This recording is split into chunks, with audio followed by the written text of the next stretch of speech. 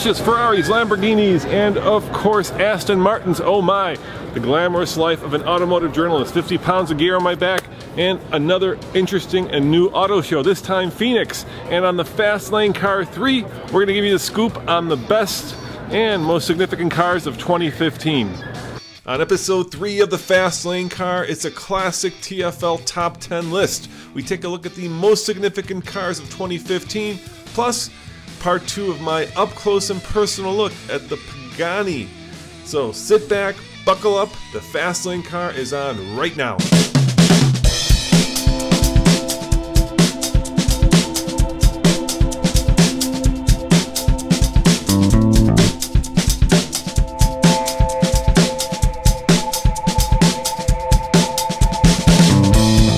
Welcome to the Phoenix Auto Show. Now, the Phoenix Auto Show is a regional show. It's not one of the big ones in America. The big ones are New York, Chicago, LA, and of course Detroit, which we'll be covering. But here in Phoenix,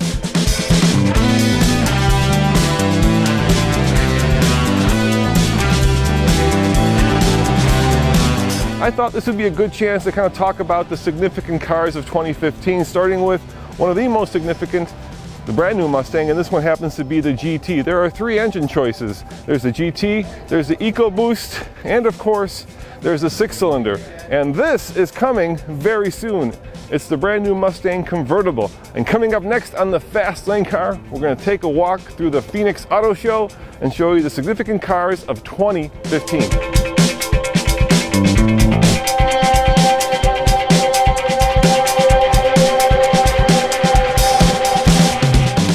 What makes a Mustang so significant? Well, think about it. It's probably the most iconic American car. Sure, there's the Model T, no longer made, and of course there's the Corvette. But this Mustang, I think in the minds of most people around the world, it represents American cars. And that's why a brand new one, especially one with a turbocharged 4-cylinder, and of course the traditional GT, is so significant when it comes to new cars.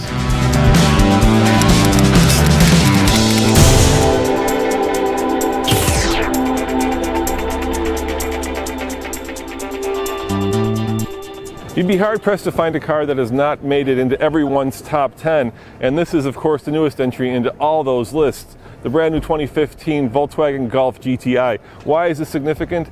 Because Volkswagen needs a shot in the arm. They have been struggling sales-wise in America, and this is kind of the car that represents, at least today, the Volkswagen DNA. And off of this platform, you're going to see a lot of different variations. A sports wagon, perhaps, if what was exhibited in LA is true, a 400 horsepower of the mighty Golf R. So yes, this is very significant, and it's a very good car. If you're looking for a hot hatch and you don't have tons of money to spend, this is a great choice.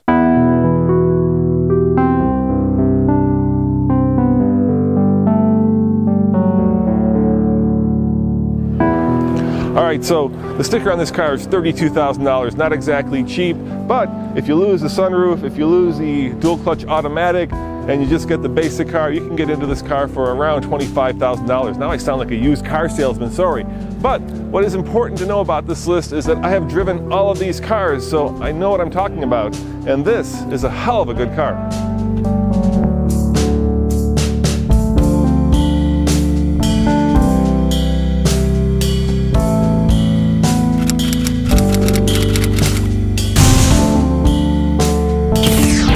Alright, this Nisan Juke, I love that name, is of course not a new car, but it is important in the fact that it was one of the first small crossovers, and that segment has become red hot now with Mazda coming in with the CX-3, Honda with the HR-V, but this was one of the original ones, one of the original cute little small crossovers with 4-wheel drive. People thought, why are they building something like this?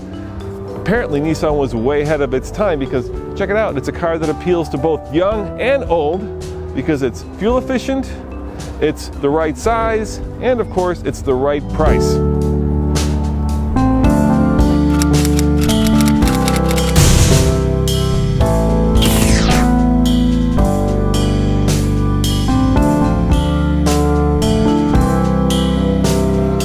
Now if you're a car guy or a car gal, you know that Jeep has been, well, tossed around as a brand to a number of different owners, including Mercedes. Finally, it has landed at the feet or at the home of Fiat.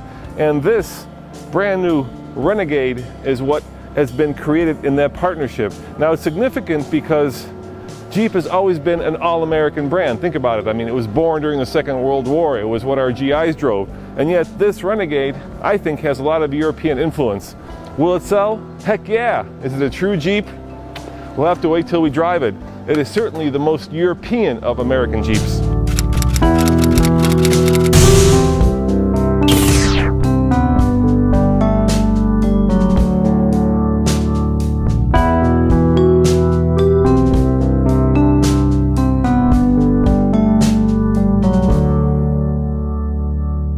Of course, there are a lot of expensive Mercedes-Benzes at the auto show, but the one I think that is most significant is this one. That may surprise you. Yes, it's the lonely C Class. And why is the C Class so important? Because this is Mercedes' bread and butter car. This is their car for the masses. This is the car that you might drive.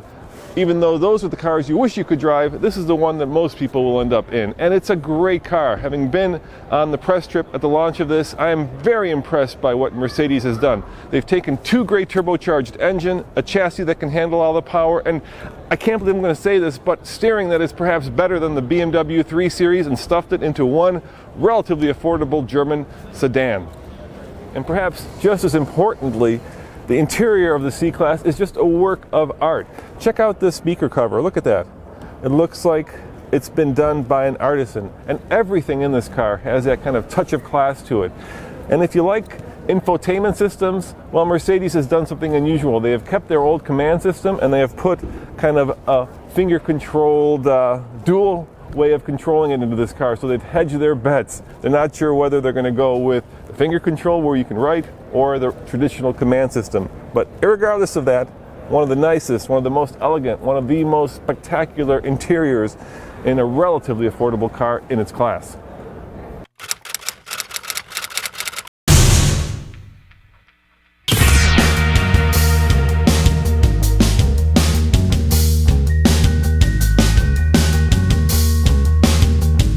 I bet you guys can guess what car I'm in, because there are very few cars in the world that combine art and raw power and just sheer engineering to create something that many people would call a work of art. Yep, it's a Pagani and it's a Huayra, and it's one of less than a dozen that are in the United States. And coming up next, almost everything you ever want to know about this exotic supercar, hypercar, Uber car. I don't know what you call it, but for 1.5 million, maybe you call it a work of art.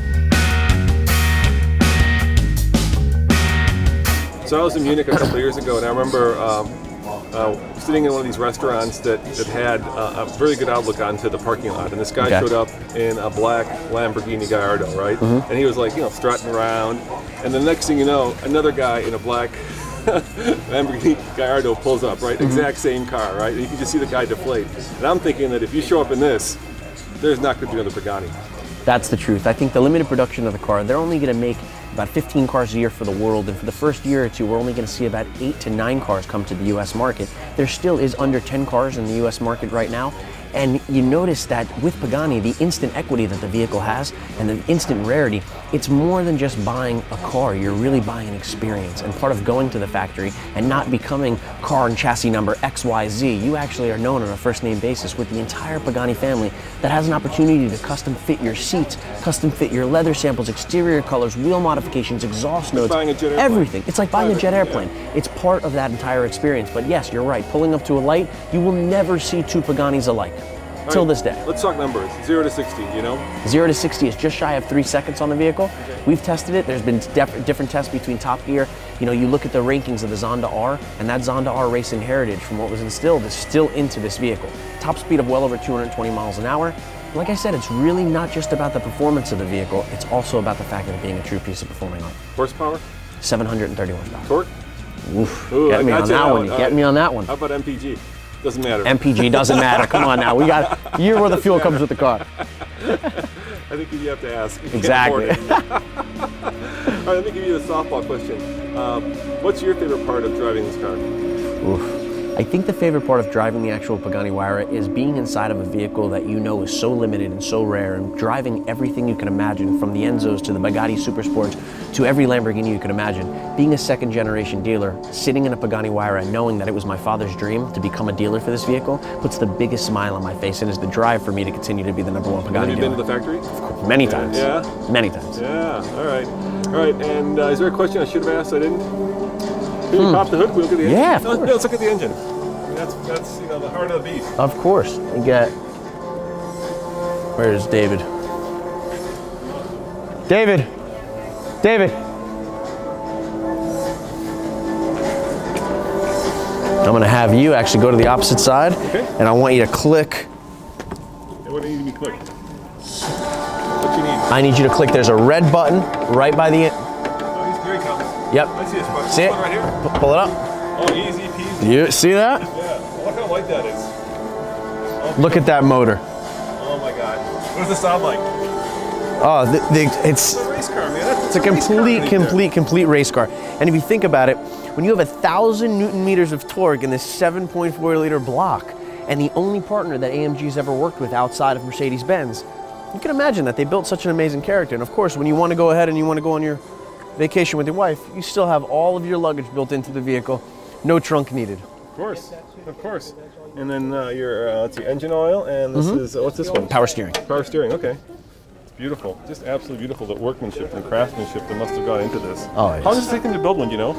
The vehicle takes about, the whole entire process takes about 120 days all the way up to 200 days, depending on the rarity of what you design. Okay. But the entire process, as far as ordering your car, compared to the ones we're sold out to, it's about a 1.5-year process. So is this one for sale? This one is not. This is actually our demo. This has 10,000 crazy miles on the vehicle, and I don't think we're going to be selling this anytime soon. All right, so if somebody comes to your dealership and they want to get one, they go to the factory or not? Of course, well, they come to the factory and we pretty much sit with the customer and explain to them what the experience is going to be like. And if they want it, there's a deposit placed which holds your secured spot, and then during that duration before the car goes into production, where the VIN number is then given, you go to the factory and you meet the team. I've had customers go up to 4 times to the factory just because they want to make sure that everything's perfected. Granted, some customers have completely changed their mind every single time they've went, because there's so much different personality when you get the Pagani, and the sway of seeing different vehicles that have been produced over the years can definitely change your mind up a bit. And then I've had customers that have really went once, known exactly what they've wanted because it's been a dream car, and months later, we're able to have it here for production. So if I've got $1.5 million burning a hole in my pocket, I come to you, how long will it take before I get the car in my garage? If we ordered a car today, I'd say it's going to be about a 1.5 years. A 1.5 years. That's not bad. No, not bad at all. That's not bad at all, yeah. Yeah. And then you can, you know, I'm sure it's one of many cars in someone's garage. Of course, of course. But in a place of prominence. Yes, absolutely agree. Thank you very much. What's it like to sit behind the wheel of this car? Well, it's incredible. You can tell that every little detail has been thought about.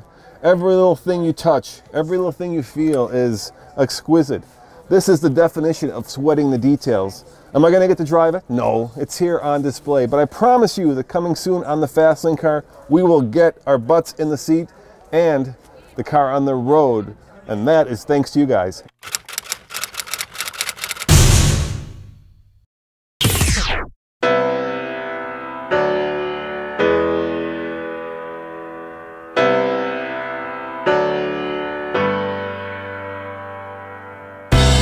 This is the brand new Lexus RC-F, and this is important for a number of reasons, but perhaps the most important is that it's redefining what Lexus is. For the long time, Lexus has been anything but exciting, and this car is bringing excitement and flair and style to the Lexus nameplate. Unlike most cars, it is not turbocharged, it's just a ruddy big V8. And unlike most cars, it has that Lexus DNA, which means that they're combining two things that really shouldn't go together, and that is luxury and performance. And that's hard to do, but today's electronics allow you to do that. So you can have a car that you can drive on the track like an all-out sports car, and then drive it to church on the weekend and still feel comfortable. And that is why this Lexus RC-F is on our list.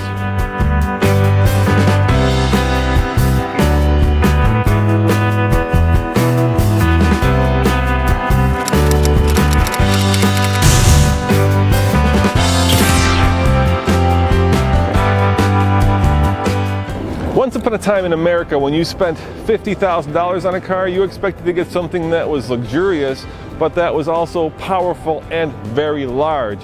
What Audi is doing with the new A3 and of course the S3 is redefining luxury in America in a very European manner. What it's saying is for $50,000, you don't have to have a huge car. You can still have status in a very small package, as long as that package is well engineered, fast, and fun. And that is why the new Audi S3 is on this list. Over at TFL Truck, you will find a complete profile of these guys, Addictive Desert Designs. If you want a Raptor and you want a badass desert pre-runner, basically a truck you can run before you run a race like the Baja 500 or 1000, these guys do a really good job. So check it out over at TFL Truck, or get yourself a Shelby 600 horsepower Raptor if you've just got that itch to go fast in a truck.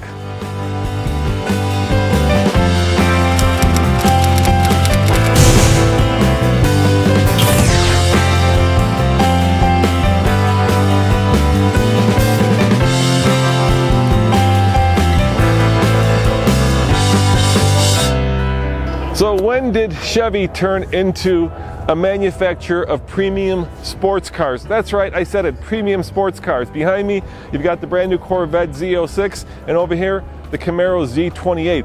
I recently had the chance to drive a souped up Camaro SS on the track, and my mind was blown. Somehow Chevy has gone from becoming a manufacturer of family sedans to building some of the most performance-oriented sports cars in the world. And I don't know how that happened, but it's way cool. $73,700. That's a lot of money for a Z28. You may be thinking to yourself, well, it is, but when you think about the fact that this car will easily compete on the track with Porsches and, dare I say it, Italian metal, then $73,000 seems like a sports car bargain.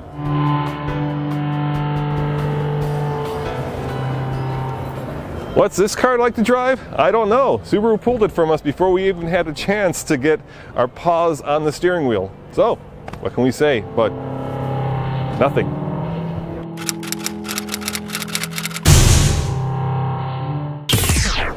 Now I know we've done the Hellcats to death, and here is a beautiful and menacing Challenger Hellcat.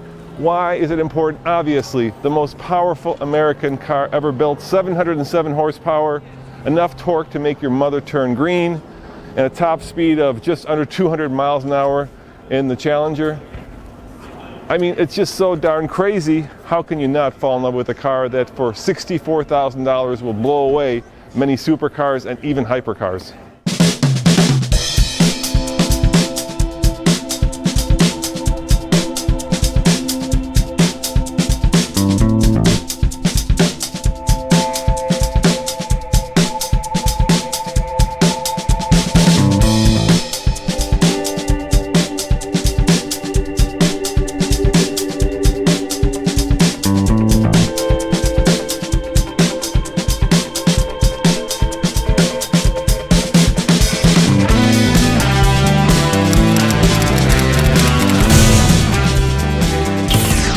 Think of this i3 as a car that I would really choose, the one that they don't have here, the i8. Why? Because BMW has taken a green car and made it fun, sexy, and sporty.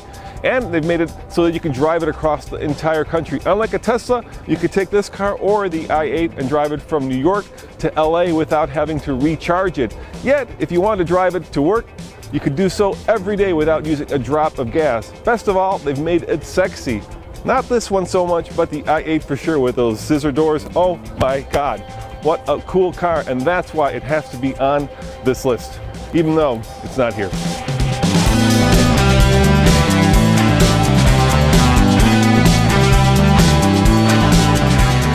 At any auto show, tucked away in the corners, you would expect to find really cool cars, and Phoenix is no exception. You would expect to see Shelby Mustangs, a funky colored Jeep Wrangler, but this is quite the surprise. Check it out. It's a 1958 Jeep FC forward control, and what makes it so funky, besides the fact that, of course, it's a classic Jeep pickup, is the fact that it has treads.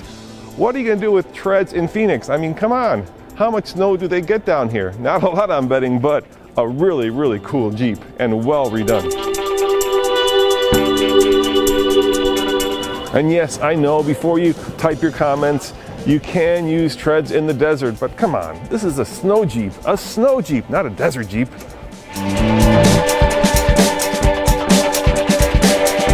Well, that's it, folks. Thanks for hanging with me for the top 10 important cars from here in Phoenix, Arizona. Now, there are some luxury brands that I didn't mention, specifically Infiniti behind me, Lincoln, Cadillac, and of course Acura.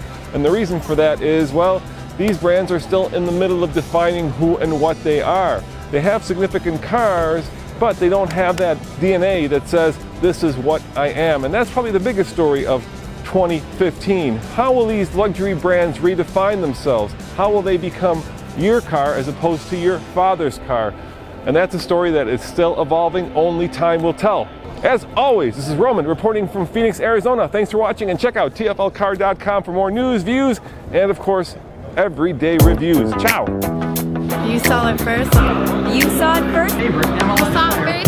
You saw it first. You saw it first. You saw it first. You saw it first. You saw it first. You saw it first on the fascinating car.